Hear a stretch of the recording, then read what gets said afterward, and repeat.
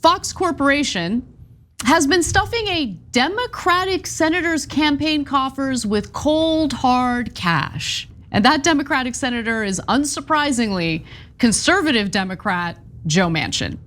Now, why are they doing this? We can only speculate at this point, but let's get into the details in regard to how much money has been sent to Joe Manchin from individuals at Fox, and more importantly, Fox's own political action committee, which does in fact exist. So from April to June of this year, Manchin received a total of $43,150 from Fox executives and attorneys, as well as the company's PAC. Some of the executives who gave to Manchin include Jack Abernethy, who is the CEO of Fox Television Stations. He donated $3,300 to Manchin. Then you have Michael Mulvihill, who is a Fox Sports president and of Insights and Analytics. He donated about $1,500 to Joe Manchin. You also have Fernando Su, who is the CEO of Fox Entertainment Global. He donated $1,000 to Manchin, and Manchin received a grand total at this point of $8,500 from the Fox Corp PAC.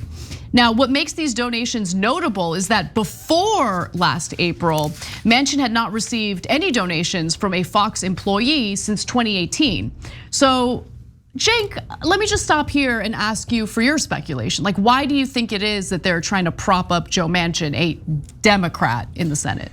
Yeah, I don't think it's that complicated. So, at this point, Rupert Murdoch has turned on Donald Trump. And so they're not trying to get Donald Trump elected. So if you hear that, I think that's mistaken. And the reason why we even talk about that is because Joe Manchin is thinking of running for president, and he keeps threatening that, and that's why these donations are important. But there's two possibilities. One is at the presidential level, right? But if Donald Trump doesn't run, then Joe Manchin running and taking votes away from Joe Biden would almost guarantee a victory for any Republican not named Donald Trump. And Murdoch is very Republican, very right wing. That's the whole point of Fox News. So if he's telling his executives, go for it. By the way, this is a thing that happens all the time. So companies, there's all these little rules, and there's 1,000 ways to get around the rules. But one of the ways to get around rules on maximum limits, specifically to a candidate as opposed to a PAC, which you can give unlimited money to, is have all of your executives give money. Okay, so we reported on this like hundreds of times now. So this Fox is not the only people doing it, Manchin is not the only person receiving it, but so they're using that strategy here, and it nearly assures a Republican win if it's not Donald Trump the presidency. But also if he doesn't run for president, then he'd be running again in West Virginia for that seat. And they love a Republican pretending to be a Democrat that kills the entire Democratic agenda and validates every talking point on Fox News. Who is that? I mean, Joe Manchin is exactly that. He's like, if Rupert Murdoch tried to draw up a Democrat to betray his own party and make it seem like the Republicans are right, he couldn't have done a better job than Joe Manchin. Right, I mean, Joe Manchin is 1,000% in cahoots with the Republican Party in regard to either privatizing Social Security or increasing the retirement age for Social Security. I mean, the list goes on and on.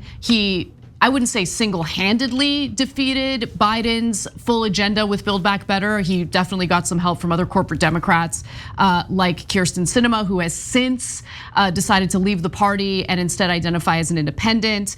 And look, Manchin has been flirting with the notion that he could run for president of the United States. In fact, here's a clip of Manchin last month touching on just that issue. Let's see what happens. It's too early. Everyone thinks we need to do something. I'm pressing on this because if you do get in the race and you spoil the election, would that factor into? I've never been in any race I've ever spoiled. I've been in races to win, and if I get in a race, I'm going to win. So, with that being said, I haven't made a decision, and I'm not going to make. I've never made a decision. He says he hasn't made a decision, but he keeps flirting with it. And of course, No Labels has kind of flirted with the idea of propping Manchin up as like a third-party candidate to essentially duke it out with whoever the Republican candidate is, and Biden, assuming that Biden runs for re-election. Okay, so I have a prediction for you guys. It'll be a little bit fun, but it requires a lot of ifs. It's a hypothetical. So if Donald Trump somehow drops out of the race and is not the candidate for the Republicans, okay? And they get a standard corporate Republican like Chris Christie, then Joe Manchin is infinitely more likely to run. If it's Joe Biden, Chris Christie, Fox and all the other conservatives are gonna send in Manchin to grab a bunch of Biden votes so that the Republican can win. So if it's Trump, then they'll pull Manchin and he will not run, because Murdoch and even the other giant Republican donors, not all of them, but the majority of them don't want Trump. So that's why they've got Manchin warming up in the bullpen, depending on whether Trump's the candidate or not. And if he isn't, they'll almost certainly send him in. And why would Manchin go in? Well, for two reasons. Number one, he's not at all assured of re-election in West Virginia. No. He might run as an independent, in which case the Republican might win, or very likely would win, right? So he's thinking, well, I don't want to get embarrassed in my home state. I pretended the whole time that I was popular there, right? And so, second of all, if I've sold out to these guys my whole career, they owe me, right? So he's making money off his own coal mine, etc.